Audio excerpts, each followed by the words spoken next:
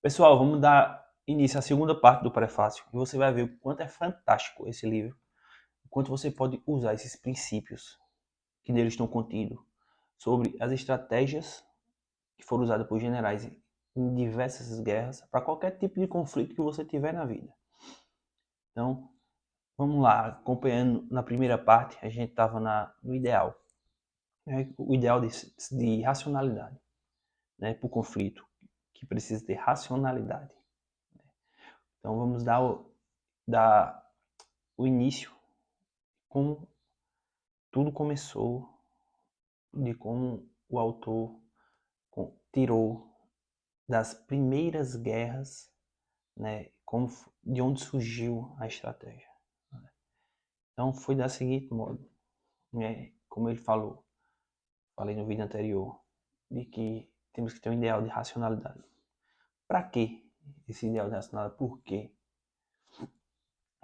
Por conta do seguinte, né, antigamente nas tribos tinha muitas guerras, e essas guerras eram muito violentas, muito sangrentas. Era muita brutalidade, onde se exibia o heroísmo, né? Diante da guerra era um ritual de violência e sangue. Então, depois que essas tribos começaram a virar Estado, né? E de posse do status de Estado, ele foi percebendo que era prejuízo a guerra violenta, guerra sangrenta, que é chamada de guerra de atrito, né? Que vamos falar lá na frente, a guerra de atrito. Então, essa guerra de atrito foi visto que tinha uns custos ocultos. Que custos são esses? Vários tipos de custos que levava à autodestruição, levava o Estado à autodestruição, à exaustão, né? Mesmo vencendo uma guerra. Né? Venceu a guerra, mas o Estado ficou destruído. Venceu a guerra, mas não tem dinheiro para nada. Venceu a guerra, mas a moral do Estado ficou abalada. Né? Os cidadãos ficaram desmotivados, o Estado desandou. Né? Então, por quê? Porque era uma guerra de violência, uma guerra de atrito, uma guerra burra, não pensada.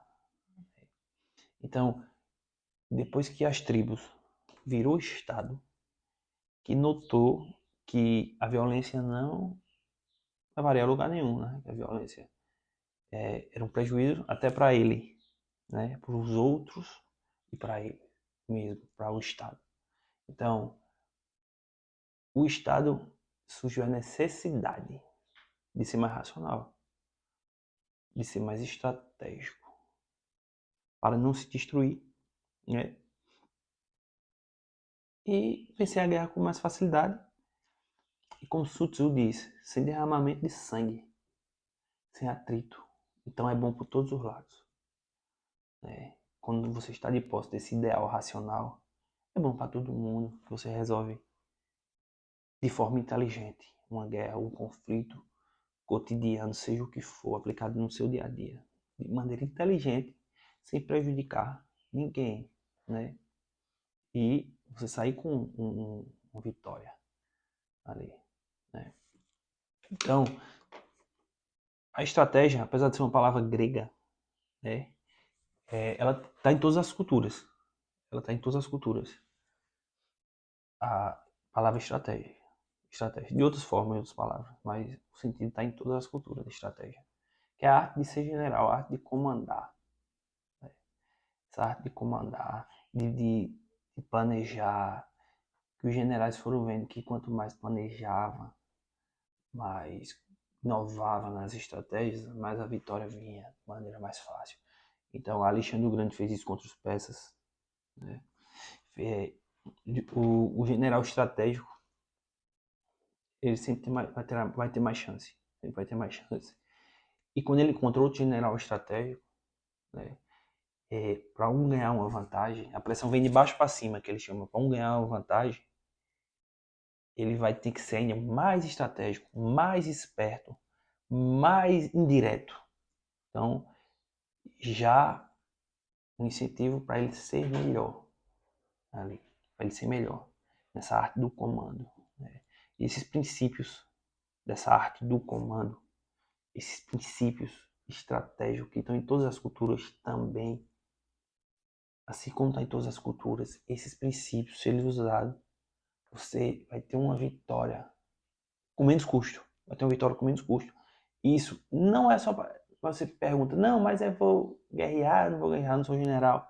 Mas isso é para o dia a dia. Você ter vitórias com menos custo. Então, aparentemente, pode até não parecer ser uma vitória para quem está vendo de fora, mas para você, você vai saber que está ganhando aquele ali, porque você está com menos custo, menos esforço e longo prazo você vence. Então, a estratégia, ela vem com princípios sólidos, que esses princípios sólidos foram usados desde a China antiga até a Europa moderna, esses princípios. E são esses princípios que nós vamos falar aqui durante todo o livro 33 Estratégias de Guerra.